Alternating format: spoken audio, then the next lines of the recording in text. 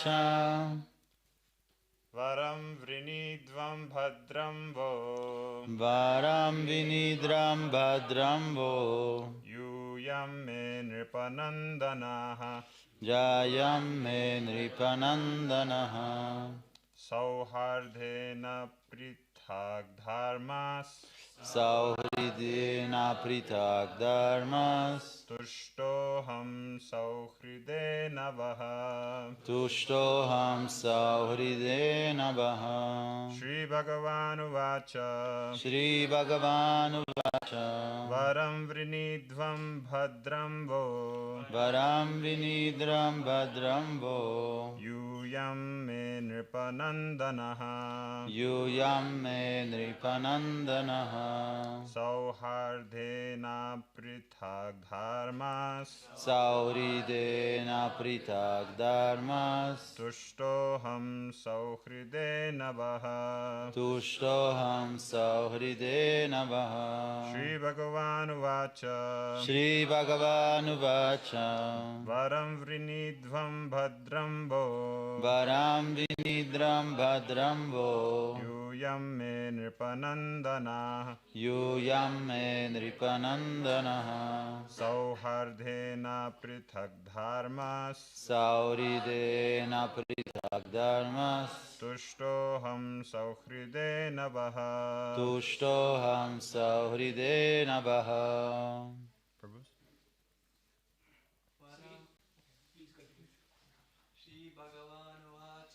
Shri Bhagavanu Vacha Varam Vinidram Bhadramvo Yuyam Me Nripanandanaha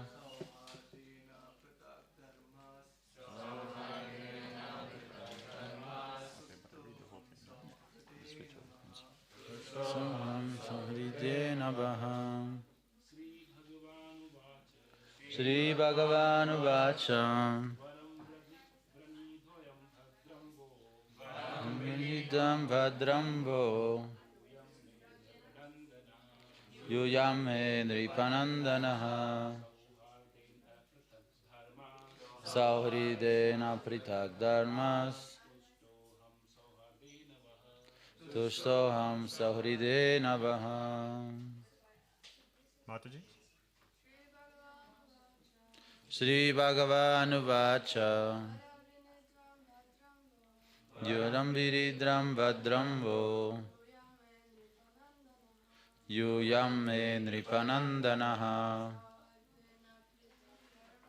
Sauridena Pritag Dharmas Tushtoham Sauhridena Vaha Word for word.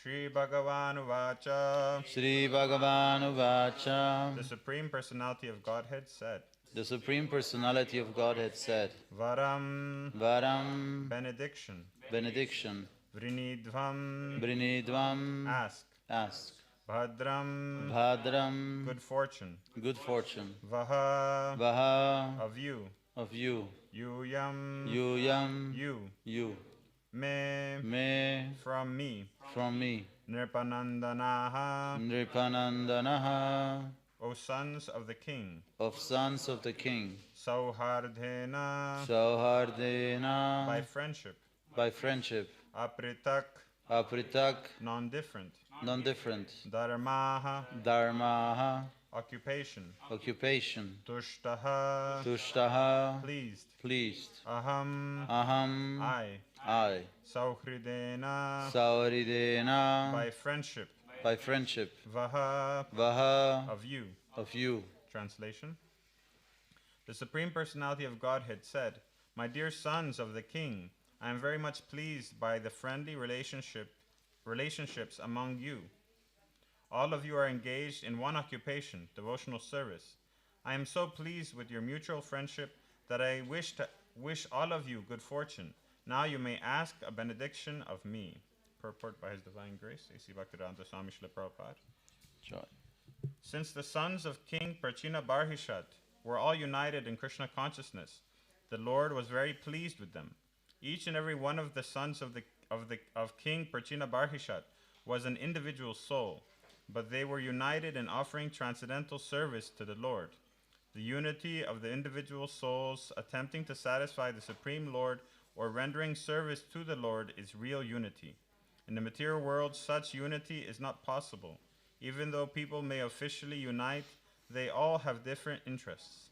In the United Nations, for instance, all the nations have their particular national ambitions, and consequently they cannot unite.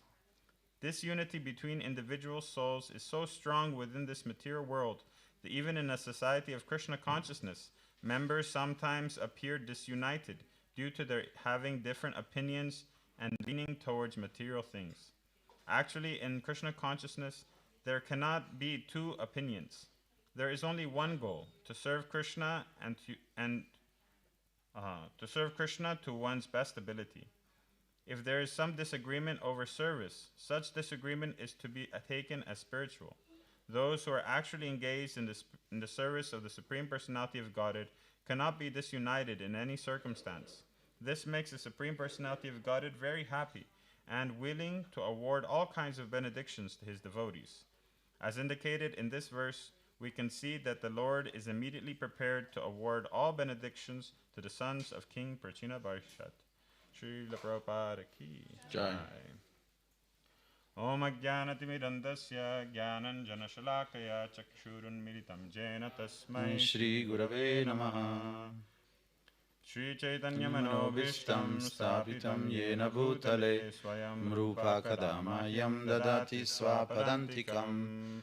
Vandeham Shri Guru Shri Yuta Padakamalam Shri Gurun Vaishnavamscha Shri Rupam Sagrajatam Sahaganarutam Vitam Tam Sajivam Sadvaitam Savadutam Parijana Sahitam Krishna Chaitanya Devam Shri Radha Krishna Padam Sahagana Lalita Shri Vishakam Vitamscha Nama Om Vishnu Padaya Krishna Prishtaya Bhutale Srimate Indradyumna Swaminiti Namine Namo Prabhupada Pridasaya Jagannatha Yatrananda Murtaye Bhakta Sugena Krishna Kirtanena Narasimhena Rakshataya Namaha Mukam Kuroti Vachalam Pangulam Gayate Girim Yakripatamaham Vande Shri Gurum Dinatarinam Vancha Kalpatarubhyascha Kripa Sindhubhya Cha Patitanam Pavanebhyo Vaishnavebhyo Namo Namaha.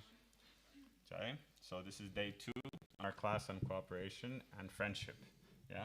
You wanted to speak first a little bit on cooperation? I can speak on this a little bit first. Okay.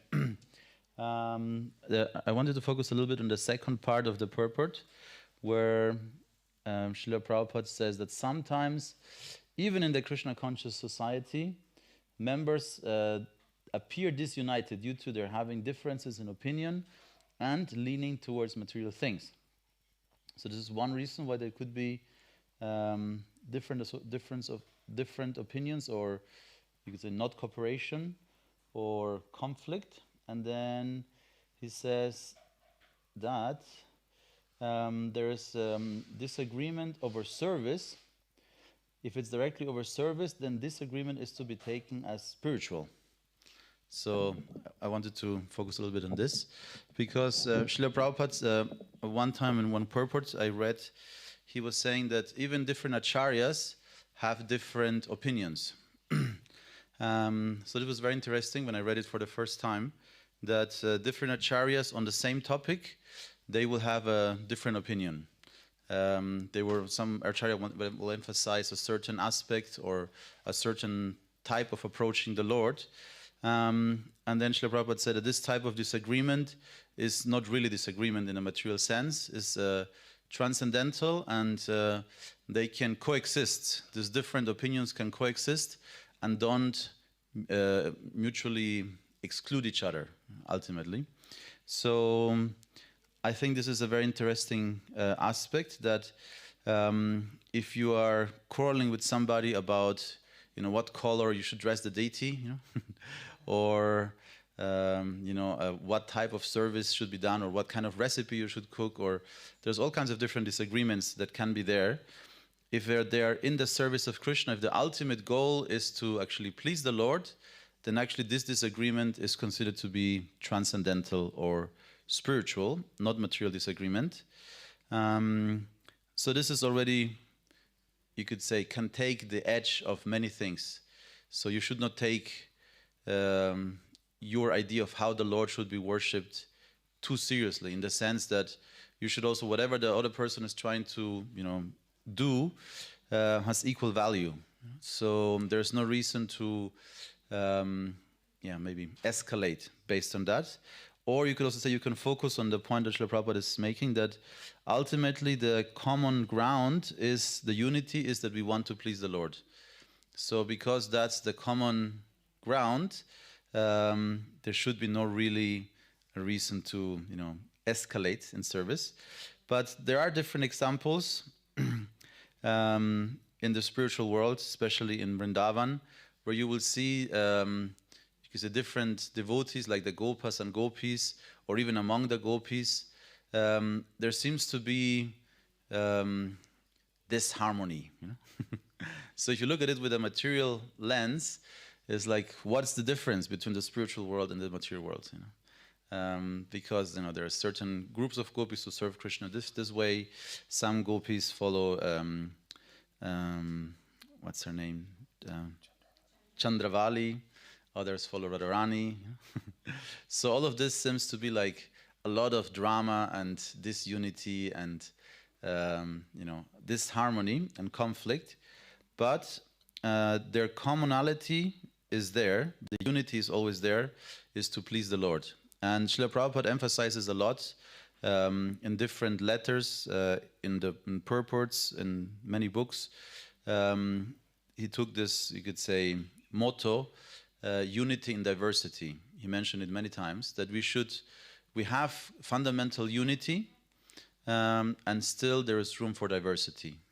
So this, of course, also goes along with our philosophical tradition or conclusion, Achintya Beda Beda Tattva, that ultimately we are all one. There is unity, but this unity does not mean that we give up our individuality. So we remain individuals, and because we are individuals, we are bound to have individual ideas, leanings, preferences. How to approach the Lord, how to worship the Lord. So you can expect that there will be some form of disagreement. But because there is unity as a fundamental principle, it should not be a problem. And an example that is often given is, of course, the example of when you throw stones into a pond. If you throw them in all kinds of different areas, then you will have many circles, crossing each other. If you throw all the stones in the same spot, then there can be harmony. The stones might have different sizes, shapes, colors, but they're aiming at the same. So, this is, I think, a fundamental principle that's very important to understand. And in the third canto, I forgot the verse, unfortunately, but there's a verse where the unity between Krishna and the living entity is emphasized. And Srila Prabhupada also emphasizes it in the purport that actually we are one with Krishna. And usually when we hear such a sentence, our anti-Mayavadi sentiments immediately, might be raised, or your alarm bells ring, you're not one with Krishna. But Srila Prabhupada says that if there is unity in interest, there is oneness. And he gives the example of a couple who have a very strong bond. They're considered to be one person, and you might say, this is my better half, So in that sense, there is unity. There is a very strong bond of unity, common interests, same interests. We align in our, you could say, desires, wishes, and there is unity. But this unity is not kaivalya, that we reject every form of variety of personality. On the contrary, this unity is possible because two persons are attracted to each other. So, like that. And then the second part is what Prabhupada mentions first, that it might be because of having different and leaning towards material things. So that can also be there. So if the disagreement is just based on, how to serve the Lord, it is on a transcendental level. If the disagreement is about, some material leanings one might have, that's something, of course, we have to work on.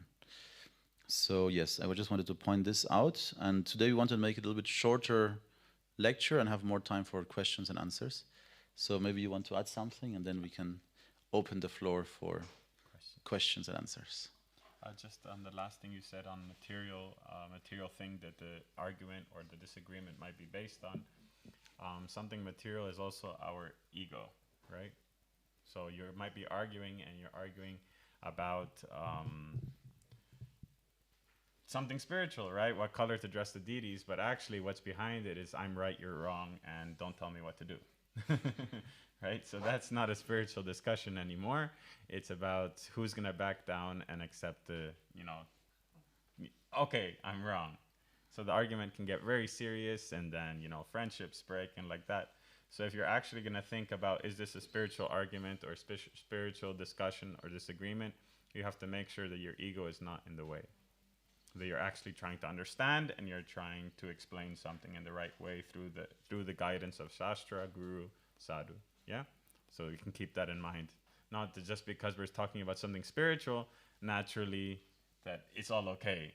You have to make sure your ego is not in the way, that you're not just trying to prove that you know more and you're smarter and the other person is wrong and has to keep quiet. Yeah? So this is just a small point I wanted to bring up on this. I think we can already open for questions. Yep. Prabhu, you were the last one yesterday. Yesterday you were talking about the concept of envy and how to get over that. Actually, this is more of a comment than a question, because I was thinking on how in that situation where the enemy starts coming within each person, how to act, because mind is already bewildered and it is not possible to think anymore. So to this, I was in a Bhagavad Gita lecture, I think Omkareshwar Prabhu's lecture. He told a very interesting thing how to get over the envy. So he mentioned that. So he mentioned that whenever the envy starts coming inside, so we have to start thinking that whatever that person has a quality, whether that person is amazing kirtaniya, whether a good book distributor, or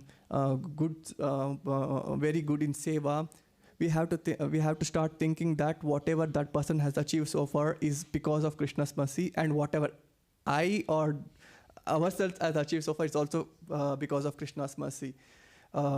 If he has given that, he can also take it back. So the moment I think like that, the enemy doesn't exist anymore. So this is my comment.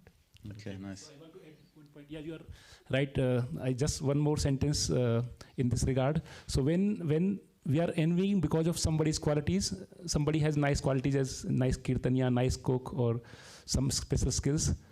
So what Prabhu said that when we are envying with that person, it comes sometimes. It's very subtle, so it comes.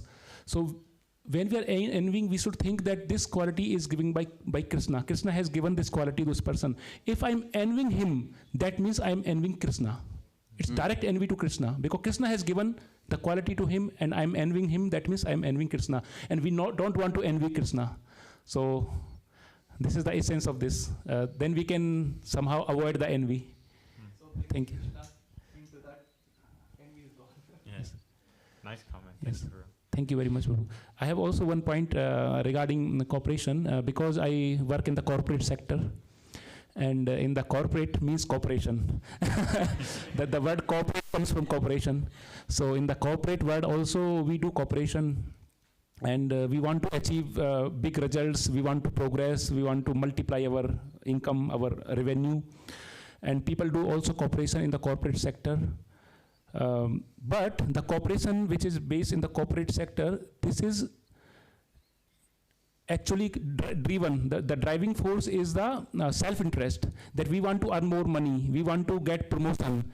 That is the base, like that there is a self-interest there. There is no seva. There is no selfless seva, but there is self-interest there.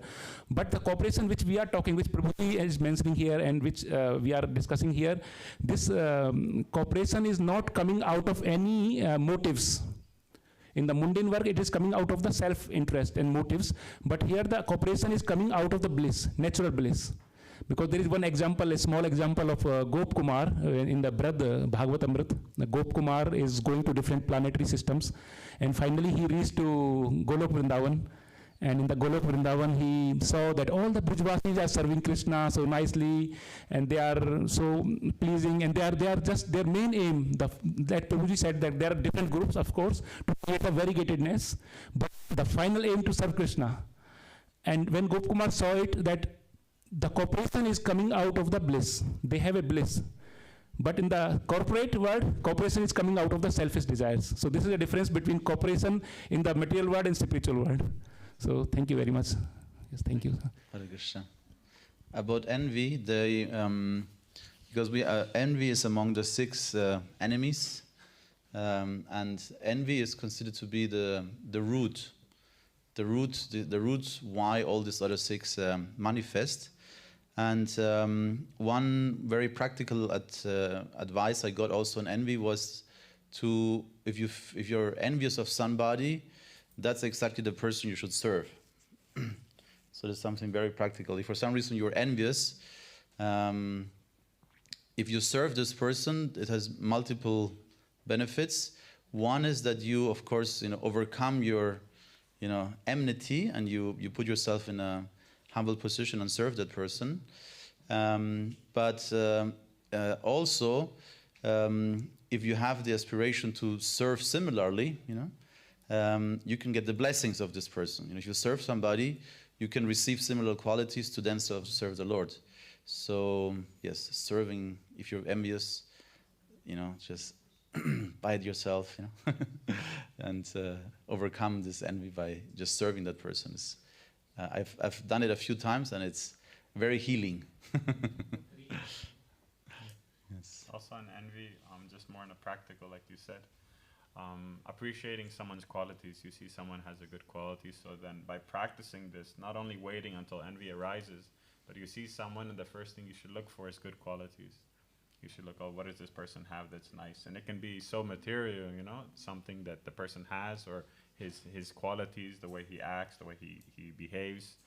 And if you start appreciating qualities, the next step is you have to vocalize it. And when you vocalize it, you have to be humble. Right? If you see someone's a nice kirtaniya, to go up to them and say, Prabhu, you sing very nicely. Prabhu, you dress so nicely. Prabhu, your class was nice. And to vocalize it puts you in the humble position. And so therefore, envy is not something that you're trying to show that I'm better than them, but you're willing to take the lower position.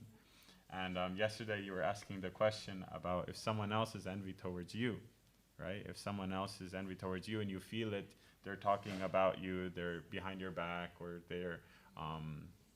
you can see that it doesn't matter what you try to do, they're not really want to be your friend in that way, or they are criticizing something that you do that you think you're better than them, whatever may be the issue.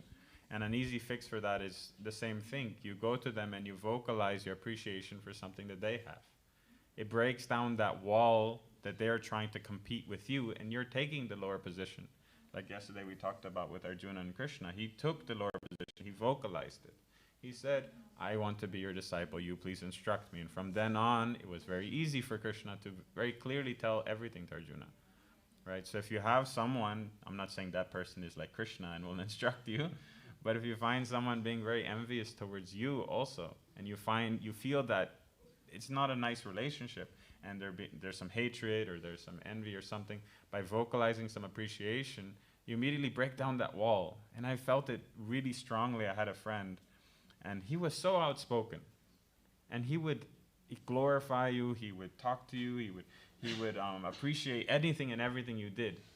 And you would see it, and even though I wasn't a person that would do that, when he would tell me it would make me want to be more like him. Instead of envying something that he feels or something that he does, I would appreciate that so much that I would want to be more like him. So I started trying to be more vocal also, and appreciating something that someone else does. And it's almost contagious. When someone really doesn't have any, is not stuck up, and is not trying to portray himself as something great. It's humility, but at the same time, he's actually way better than you. Yeah, so when someone can just vocalize something that he appreciates about another person, it's a very powerful, and it's not weakness in any way. It's actually strength. That, yeah, he's better. Okay, that's wonderful.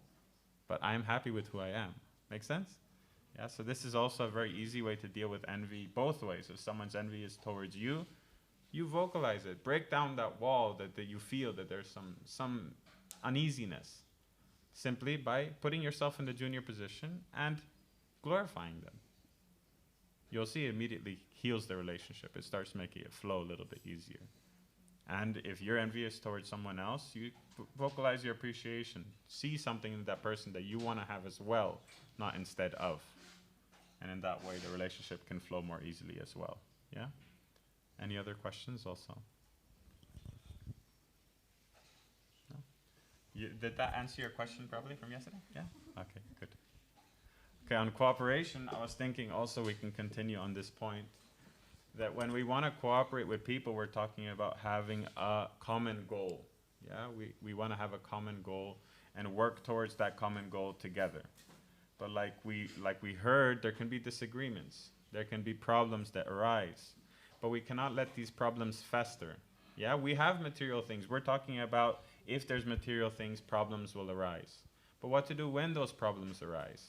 What to do when those material desires or your ego or your own desire to be right comes in the way, and then there's disunity. There's no longer that desire to work together. What do you do then? Right? What do you do to then get back on the same track, to get back on the same goal? You cannot let the problem fester. You cannot let your envy or your anger, your ego get in the way of continuing to do service. The biggest problem is that people think, oh, it's just a small thing, I'll let it go. Right? And then it continues and it continues. And many people think that that's strength.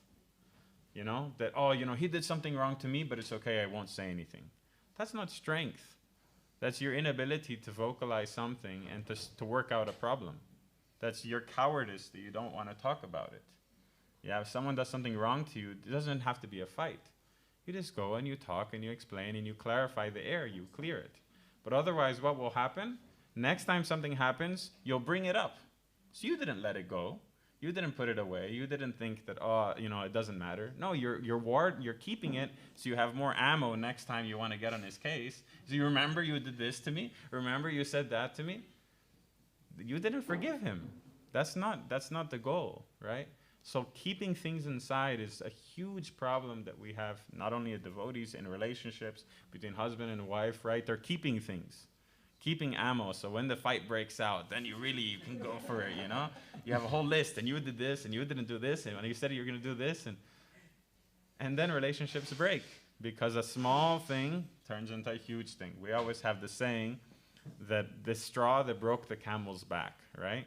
So it's the one little thing more that then turned into a huge fight. But if every time some little problem comes, if you deal with it, the relationship becomes much more clear. Not only that, there's a clear form of communication. You know that he's not holding anything against you, and he knows that you're not holding anything against him. So when you talk, it's free. When you have a discussion, it's free. There's no other problems. Let's say with Govinda Prabhu, we have some disagreement. Yeah? And then next time we're talking, it can be about anything, but I will try find a way to disagree with him because I'm angry at him for something else. And there's no reason to disagree. But I'm looking for some tiny point, but actually it's better to do it this way. Actually, it's better that we don't do it like that. Because I want to make him feel bad. Yes or no? Who has experienced this? Everyone, right? It's so common. It's so common that you don't even realize. You have to be a little introspective and think, why am I angry at this person? Why am I disagreeing with him? Why can't I just talk normally? But it's because you've been festering some problem in the back that you didn't forget. You thought you would ignore it, but you didn't forget. And then you end up leaving the association of devotees. You end up breaking friendships. You end up losing your service that you've been so cherished for so long, simply because you didn't actually deal with the problem. So letting things go, yeah, we say forgive and forget. But if you cannot forget, then you have to work it out so you can forgive. Yeah? And many times, as soon as you start talking, you see there wasn't a problem to begin with. Who here has been in a bad mood and hated everyone that day? Everyone. You're in a bad mood. You wake up, this person looked at me like this person, left the bowl there, and everyone is horrible that day. Yeah? It's so normal. It's so common. But is it everyone else or is it us? That we woke up bad, that we didn't sleep well, that something happened in the morning that we got annoyed at. That was maybe even our fault. We kicked our toe. And because of that, everyone has to pay the price. Yeah, so keeping things inside and festering this hatred towards other people, even on the smallest level, is not a strength. Yeah, it's not a strength. It's something we have to air out right away, because then it's small thing. It takes 2 minutes of conversation, not weeks and weeks of therapy and trying to get rid of this hatred you have for someone. Yeah, so it's very important for cooperation that we start doing that. We have some questions on this. Jealousy and It's for the online. Prabhuji, Hare Krishna, please accept my humble obeisances. Jealousy and envy, are these both same things or there's a difference? There's a big difference, but good question, thank you. Jealousy means someone has something that you also want. Yeah? Someone has a quality, someone has, it can be material, a car, whatever it may be. I want it as well. Not that he shouldn't have it and I should have it. I want it also. Envy means, why does he have it and not me? Envy means he shouldn't have it, I should have it. You understand? Means he doesn't deserve to have it, I should have it. So envy is worse. Envy is worse. Horrible, exactly. They say that in the spiritual world, all the emotions are there, only envy is not. Envy, there's not really a way you can use directly in Krishna service in Goloka Vrindavan.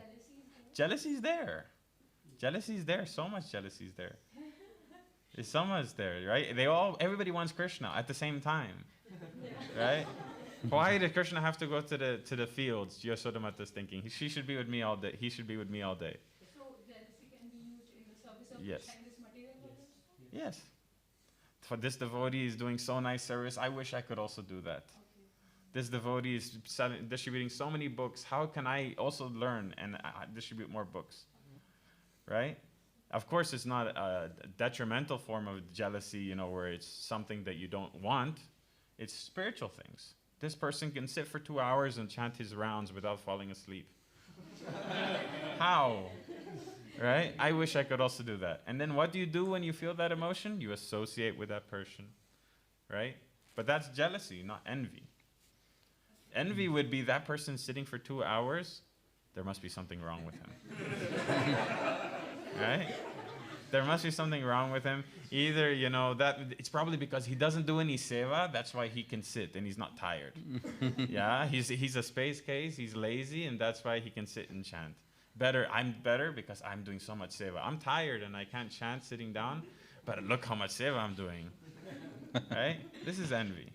I immediately put him down to make me higher. Yeah? Make sense? Gopikita Mataji, ahead. Thank you. On the point where you spoke about if there is some problem that you might have someone and to go to clarify, could you speak on 2 parts? One, the mood that one should approach. Just sometimes, if you're angry or something, the mood. And also, what if that person isn't in a space to really hear it? What then? Thank you, Mataji. Perfect. Can I say point. something shortly about envy? Just before we continue next topic. Just this story, because envy is destructive not only for others, but also for the self. And it's exemplified in this person who's very envious of his neighbor, and he gets a genie, so he gets a lamp, and the genie comes out, and the genie gives him, any wish you want, but your neighbor will get double. So he's really trying, whatever he can imagine, but his neighbor literally has double better, double best, double higher, everything. So he's really getting, he's suffering a lot. So he finally realizes, okay, there's only one way. You know? I was like, make me blind in one eye. And then, you know, he feels some relief for his envy. Yes. Okay, sorry. Thank you. No, perfect. So back to Bhagavad Gita Maharaji's points about when you have something inside, you're suffering from some pain someone caused you, or some disagreement, or some bad feeling towards someone, but that person may not be in the right headspace to hear you out at that moment, or how to properly approach the question, right? So time, place, and circumstance comes into factor, yeah? So if you have a friend that you already have a good relationship with, it's very easy to then go and in the right mood. Basically, your whole desire for speaking about it is not to feel justified. It's not to feel right. The whole reason is that I don't want to feel this way towards my friend. I don't want to feel this way in my service, that I cannot go and work with this person in my service, that I can't be in the same room with this person. That's not a good way to feel. So your desire in approaching the problem is just, I want to clarify it. I don't want to make you feel bad. All I want to do is make this bad feeling go away. So if the goal is that, then the person won't feel attacked. The person won't feel that he's trying to make me prove that I was wrong in this action. Yeah, it doesn't matter how horrible the person might have been to you, right? He screamed at you, he yelled at you, called you a name, whatever. If your real approach is, Prabhu, I'm trying to understand what happened. Why was your reaction in that way? Did I do something wrong? Immediately put yourself as the questioner. Was there something I did that I could have done better so that doesn't happen again? Then the person immediately will feel, no, it wasn't you. I kicked my toe. I had a bad day, and so I snapped at you. I'm sorry, right? But if you come, Prabhu, how dare you say that to me? How could you do that to me? And then he will just say more words towards you, and it'll become worse, the problem. Yeah, so the goal of approaching the problem should be that you're clearing the air so that relationship can continue. The goal can continue, right? Not to make yourself feel justified, to make yourself feel that I was wrong and he has to apologize to me. If you're looking for apology, you'll never get it. Yeah, it's just the way it is. If you're trying to get the person to apologize to you, when you're looking for a solution, then everything gets sorted out. And then if you see that the person is not in the right place to approach the problem, you can go to another friend. You can go to someone else. You can go to a senior and just say, Prabhu, I am suffering with this interaction I had with this devotee, and I find it very difficult to continue doing my service. I find it difficult to continue staying in the temple. There's so many, we're talking about bigger problems. Smaller problems can be even, I feel uneasy being in the same room with the person, right? How can I get over this? How can I deal with this problem? And the senior may be able to approach him and he'll be in a better headspace, or the senior will help you work through that problem, right? They say a problem heard is a problem halved, right? If you just express your bad feeling, immediately it seems to not be such a big deal anymore.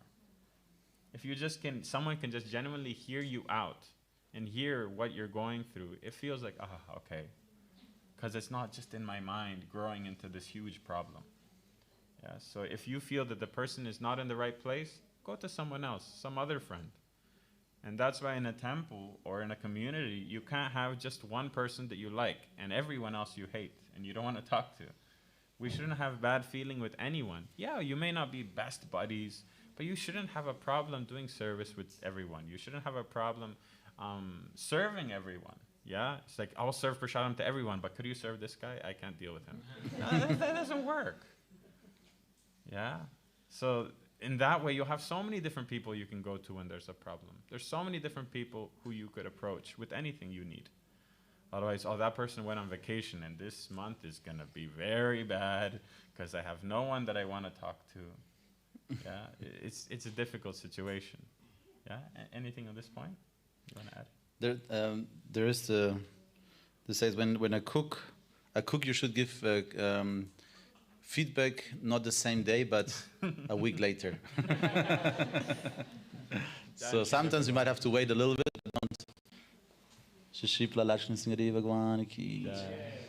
I would say that sometimes you have to wait a little bit to something to cool down.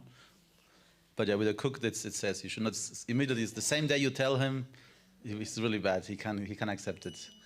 Very painful. If you want to know, just come to me after cooking and tell me something. Just watch. You're so tired. You just put so much effort, and someone comes and tells you something that you did wrong. Oh my God, it doesn't work. Yeah. Did that answer the question, Gita?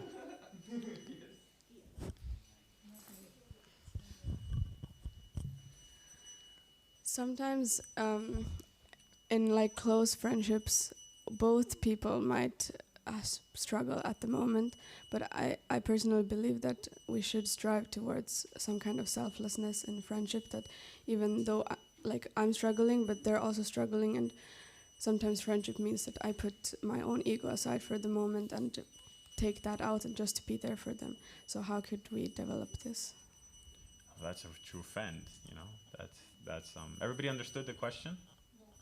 So Gita is asking that sometimes both friends are going through difficult times and they both need support. They both need help dealing with something that they're going through.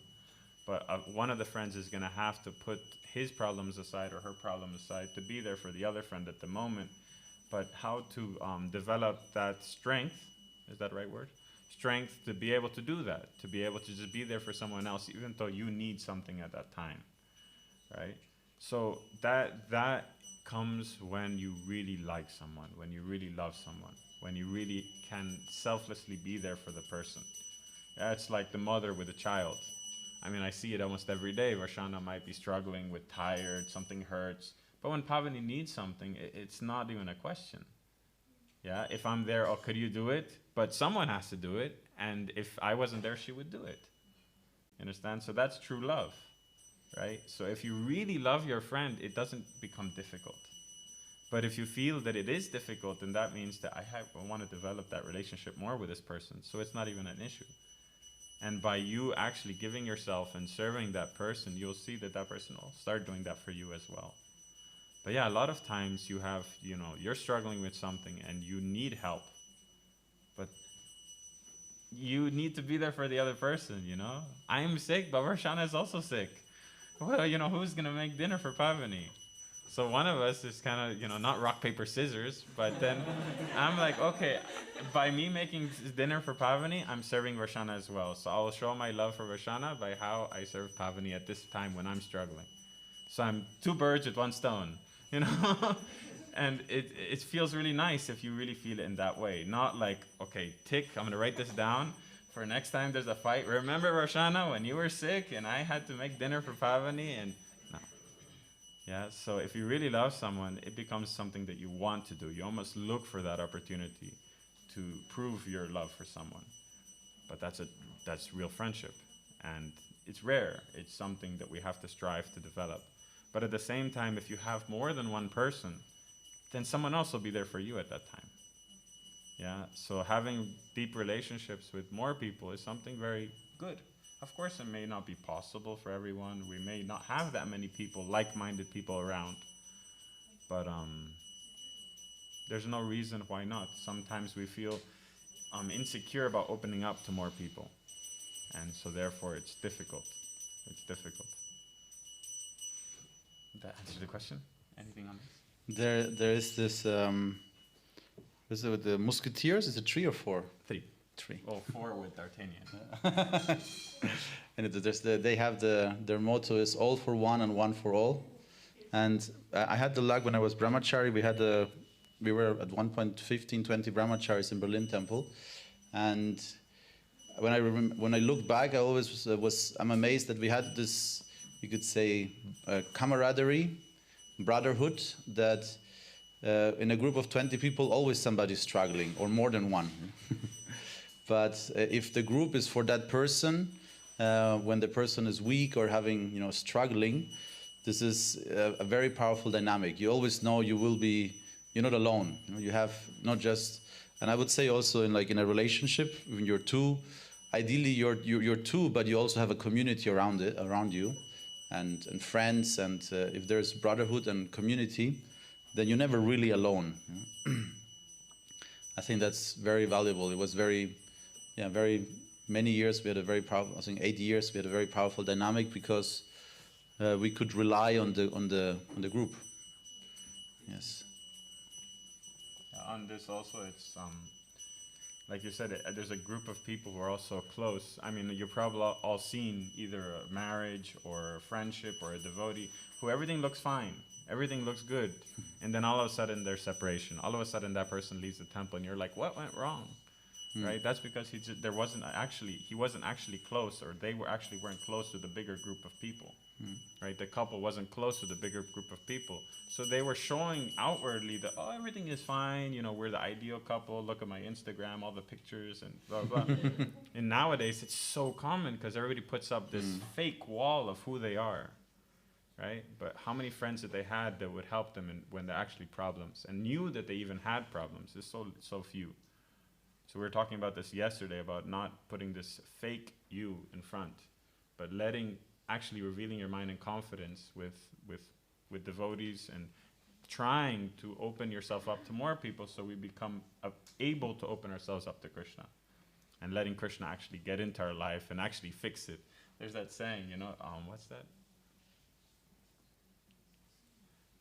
It's something that parents always say, like, if I was able to get into this person's life, I could fix everything. But for that, you need to open yourself up. So Krishna's there, and he's just waiting for you to give him, the opportunity, and he'll fix everything for you. It's like with Draupadi. She was holding on to her sari and calling Krishna's name. But she was still holding on to her problems. But only when she let go, put her hands up and be, okay, that's it, you do it. Then Krishna gave as much sari as she needed. Right? So we hold on to our problems like, no, don't see this. I don't want you to see this. I am perfect. Everything is fine. But if we open up, then people will be there to fix it for us. People are there to help us. So a community will be there for a marriage, right? Community will be there for anyone who has problems. So one for all and all for one is something very true, but we have to open ourselves and actually be there for people fully if they do open up to us. Yeah, I think Gopagita Mataji had a question first. Too much nectar. I have two questions now, sorry. They sort of tie into each other.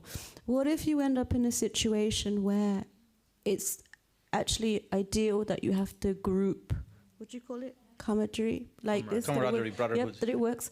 But what if you're the opposite? You're in a group, but it's the opposite, where it's like... You're the black sheep. Yeah, that's the first part. And the second part is developing deep relationships, because you just spoke on this. Like, many of us end up with many friends, Instagram, Facebook, wherever, but they're very shallow relationships. So some pointers on this. What do we do first to build this good, positive group? And then also the second, how do we develop good, deep relationships? You want to take one of them? Any? You go first, yeah. Okay, so I'll go into if you're in a community, yeah? So I have experience with this, that you have like a huge circle of people around you, but it's also shallow, and it always gets tested as soon as there's actually a problem. Then all of a sudden everybody washes their hands of that person or that situation. It's like, and they turn even the opposite. It's kind of like, I knew that they had problems, right? Everybody wants to feel like they knew everything, right? And no one did anything about it. But so washing their hands of that person or that situation as soon as a problem comes up. And then again, it mellows out and everybody's best buddies. But then all of a sudden again, right? So in that situation, you have to find another group of people. I'm sorry, but if you're already in a situation where you need help and you just give yourself to everyone else, even though they're not going to give themselves to you, you're going to burn yourself out. You don't have that strength at that time to develop a community around you, especially us youth, right? You have to find a genuine group of people, and then you'll see, oh, wow, this is what relations should be like. This is what people being there for me is like, right? And then you'll see what it could actually be, and then you'll be able to help someone else later on. But when you're in a situation where you need help and you genuinely feel, of course there has to be some trial, it's a process, that they're just not there for you. That you're trying, but it's just not coming back the way that you expected, and you see how shallow the friendships are. Make other friends. I'm not saying you then, go and tell them all off, and then, you're all go to hell, blah, blah, blah. Not like that. You just look for someone who actually is a true friend, who actually can. And sometimes it has to be a big move. It has to be a big change in your life.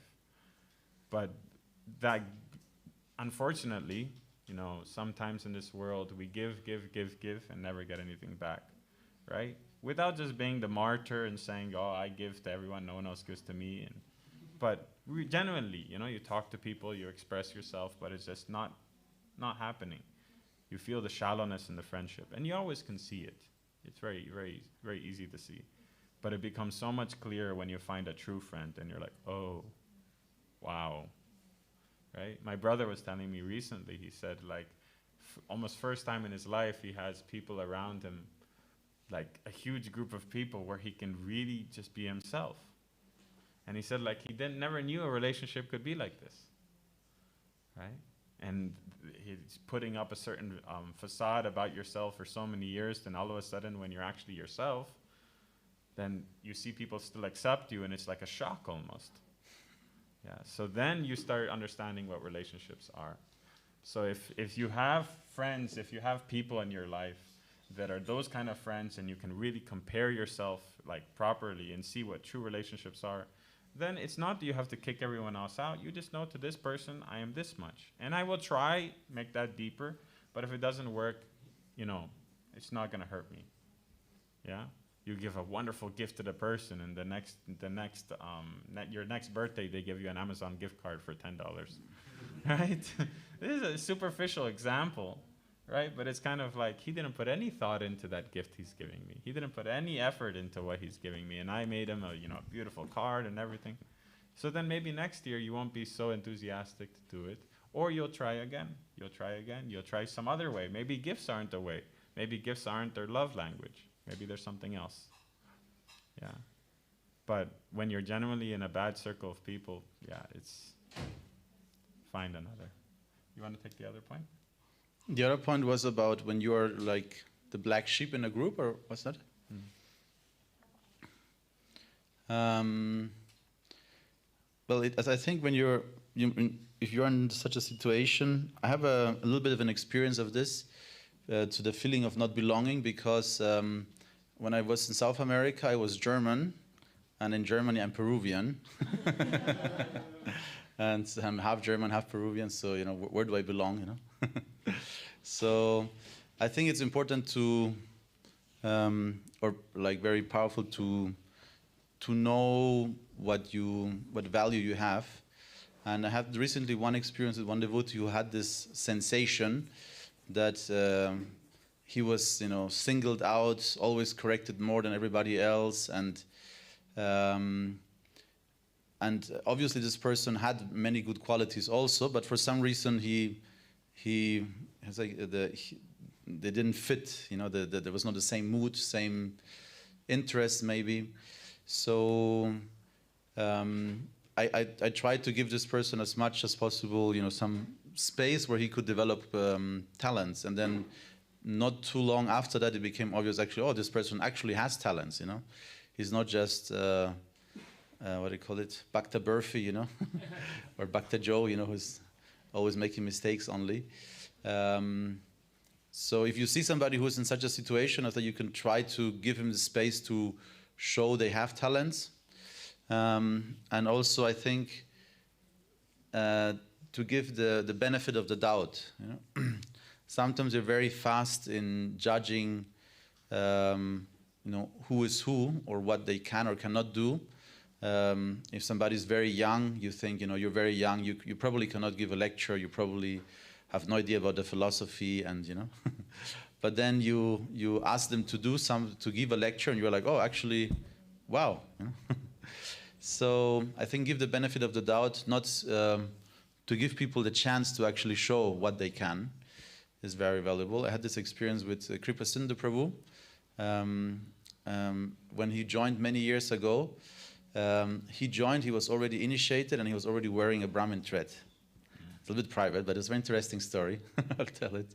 So he became a devotee just by reading Prabhupada's books, you know, by himself. And one day he got initiation from Srila Prabhupada, and the other day he saw, you know, on a curtain, a thread hanging, and he put it on as a Brahmin thread because he read about it. and he had a name, so he joined, and everybody thought he's a little bit funny, you know. He brought this Jagannath deities he had built out of salt and pepper boxes and some yogurt and lids, you know, and he had this Jagannath deities, you know, self-made, you know. And that's how he joined, you know. So everybody was like, this is a really strange person, you know. I mean, transcendental, but maybe a little bit strange. And then we had the Bhakta program, and at the end of the Bhakta program, the assignment was to give a half-an-hour talk about one topic, you know. So I gave each one a topic to talk about, and most new bhaktas were, you know, they made a presentation, they were happy the half hour was over, or maybe they managed 10 or 20 minutes, you know, to present the topic. And then Kripa Sindhu came, and he didn't want to stop talking, you know. So, and then he actually, then I realized he actually, not only he had, you know, studied Prabhupada's books, but he also started publishing, because that's what Prabhupada said, you should publish books. So he had actually composed a magazine, you know, with all the philosophy. Yeah, so at first sight he looked, you know, you wouldn't think he's a, you know, qualified devotee, not at all, you know. He had this, you know, funny hair, you know, in all directions when he joined, and but actually he's an extremely qualified devotee, you know. He was very sincere. So you give people a chance, and then or some space, then their talents can show. And if you're yourself in that situation, yeah, I think, I mean, the example I gave is, you know, then I, you know, because external identities, you know, are always changing, you know, and one benefit of not fitting was I realized, you know, I could be much more easily detached, you know. So if you're only from one country, from one community, from one place, you think, okay, that's it, that's who I am, you know. So if your identity is never disrupted, you know. But if you don't really, you know, that's one advantage is always there. In every curse there is a blessing, there's a saying. So one blessing of not belonging is that you can be detached also. You can be more open for new things. So I realized, you know, I started seeing people who were very, you know, narrow-minded about, you know, how they perceive the world, you know, from a German perspective or a Peruvian perspective. It became very obvious to me because I knew both sides. So, yeah, I think it kind of also advantages, you know, to be in a situation where you don't really belong. Then you have to look out. You have to look into the bigger world, you know. What else is out there, you know. Yes, that's what I can say. Hare Krishna. So it's past 9 already. If there's no other questions. Sundarshyam. And what did you also have? Okay. Maybe Mataji. Yeah? Okay. Ladies first. Who is that? Okay. Yes. Hare Krishna, thank you for lecture. Here was example about washing hands on someone. And I have a question because I have that situation when I want to wash hands because I have a friend who's always speaking about her problems, and it's like game in one side. She's speaking, and she doesn't listen to answers. And problems like very big problems, and I don't have such clarity to say something about it. And I feel already like bad because I feel like, oh my God, what to do? I don't know what to do. And she's just speaking, and I feel like I want to go away because I can't do nothing. And I already feel like it's like my problem already. But what to do in this situation? Wonderful question, Maniji. I've had many situations like this also. If it's a real friendship, if it's real, then if you talk to that person genuinely and say, you know, I love you, but I cannot keep hearing everything. It's affecting my life. It's affecting our friendship, and I feel like I don't want to be around you anymore because of it. But I still, you know, I still want to be your friend, but I just can't deal with this right now. I can help you find someone else to talk to, but between us, please, can we talk about something else? Between us, can we not, you know, like, it works. It works. And if it's a real friendship, they really do. Sometimes, of course, it's going to be too much and they need your support, but then you'll really be able to be there for them. But if it's, non-stop, then yeah, you can't be there for them. You can't deal with the problems. It's affecting your life, right? But if they really love you and they really care for you, they will happily make the change. Wow, Yeah, it really works. I just go in the way. What to do? Yeah. Thank you. Sure. Happy to help. But you have to be very sincere, You have to be like, I really love you. I really want to be your friend. But if you keep talking like this, I don't want to be around you, and I don't want to feel that way. I don't want to feel that I don't want to be around you, With any friends, these problems might come up. There might be one thing that they do that really gives you an ick, that you can't be with them. If you express that, when you talk about movies, I just can't deal with it. When you talk about this, maybe we're trying to be more focused and they keep taking you somewhere else. And you say, I don't want to talk about that. Can we talk about other stuff? Sure. Yes, bro. So this is not a question, but just to add, I think, which I've been experiencing, and I'm trying to do it. As Gopi Gita Mataji said, that if someone is not ready to listen at all, or we are having something inside which we cannot vomit also. So for that, what I experienced is, like, for an example, I have something which I want to say, but I cannot. So that day I sit, I write it down. Okay, Sundar Sham, what are you feeling? Okay, write it down. So if the garbage is out, so something positive can go inside, and then we can ask, okay, why is this happening with me? What is the exact reason? Is a problem outside or is it within? And then I was reading this book, 7 Highly Influenced Persons. So that the writer says a very good thing over here, that the problems are never outside, they are always within us. So when we find, he's doing me like this, he's doing like this with me, he's doing this, so it's not he who is doing, it's actually me inside who is weak, or not able to understand why he is saying. And the last foremost I found is, whatever happens, just keep photo of Krishna in front of you and tell everything to him. Krishna, this is what is happening to me, I am being hurted, I am in stress, because Krishna is the one who can be for all of us in all the situation, and he is with us, he is in heart. But that speaking practically to him helps a lot in all the situations. And once the mind gets cooled down, once the emotions are out, then we can practically think, okay, now what should I do? Let's focus on the solution. And then I go back to the person if there is a problem next day, not immediately, because that pause creates the space to breathe in. And when we breathe in positive, then I found most of the times that situations are resolved, because that person also has some time to breathe, and that pause makes a big difference, I think. Definitely. But also in the same means a connected point. It's sometimes if you do need to just vent, I'm being the other person now in the conversation. If you do need to vent and you just need to express yourself, it's sometimes also good to just, when you're talking to your friend, just tell them, look, I just need to vent. Just hear me out. If you have some help, let me know, but just, and then you prepare them, and then, they can be there for you. But if you're more introspective about your feelings and what you're going through, and like you said, understanding that I just need to let it out, and then it's a lot easier for your friends and for people to be there for you. Also, if we write a gratitude journal for 3 things. Okay, Krishna, I am happy that today because of you I am healthy. Because of your devotees here, I am able to do my some seva, some devotional life.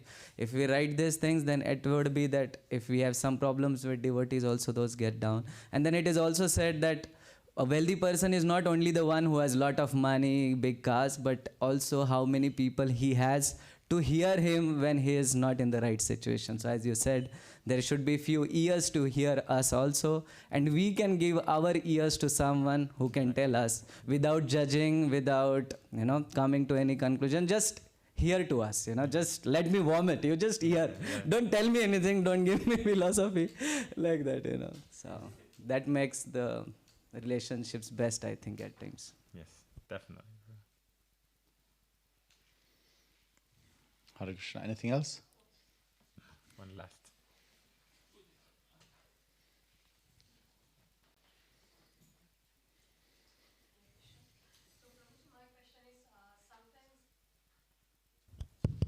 Yeah, my question is, Prabhuji, sometimes in the process of getting humbled, there is also a chance that another person may have that controller attitude, and that person might exploit us because we are humble, or might control us because we are humble. So in that situation, what should we do? You want to take this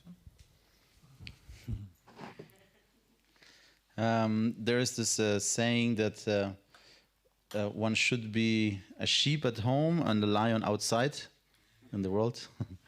So, but of course, the idea behind this is that it doesn't mean that you always have to let everybody do whatever they want with you. And the idea in this, Prabhupada also mentioned this sometimes, and this is, it means that when you are in the world outside, certainly you will, stand who you really are, and you be honest, and you not let anybody, convince you otherwise if you have a conviction or a principle you follow. And at home you should be more lenient. So those who are close to you, you should be more lenient, more ready to take a humble position. So of course, if you're in a relationship which is abusive or exploitative, then you can show teeth. I remember Kamakana Maharaj always used to say, that's why cows have horns. So when cows need horns, because they might be exploited, so they have horns. So Kamakana Maharaj was saying that a cow is very good-hearted. I saw once a picture of a cow in Vrindavan. There was a dog, a monkey, a hog, and its calf drinking from the 4 others. So cows are so generous, but of course, if they bite, she has horns. So yes, the principle is we shouldn't always be sheep. You can also be a lion if it's necessary. And what we certainly should not do is the opposite. To be outside a sheep and at home a lion. That's when you take the position of the maybe abuser, or directly commanding. And Kamakana Maharaj gave the example of Felix. Felix is working at the office and everybody is pushing him around. Felix do this, Felix bring some paper, Felix clean this up, Felix, the whole day Felix, is running around. And then he comes home and he enters his house, and then there's a small, dog Felix. And then he's commanding the dog the whole, at home.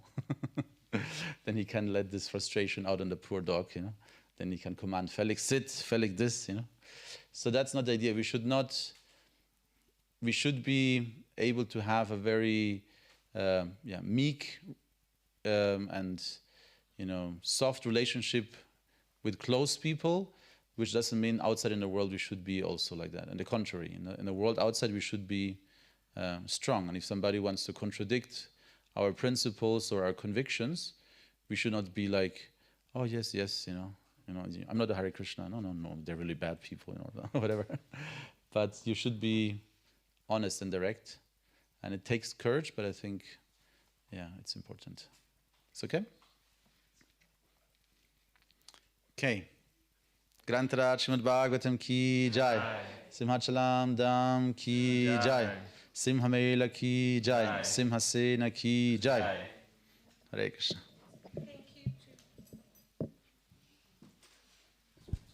Okay, so big thank you to Govinda Dev Prabhu and Sri Paramahamsa Prabhu. Thank you so much. Stop for just one moment. Could we make a very quick group photo outside? Because this might be our only opportunity. Then please, everyone take breakfast very quickly. The Cologne group, you should have your things packed and by the vans. At 10:20 we meet downstairs. Omkeshwara Prabhu will talk to us about cooperation, and then we go straight into Simha flow.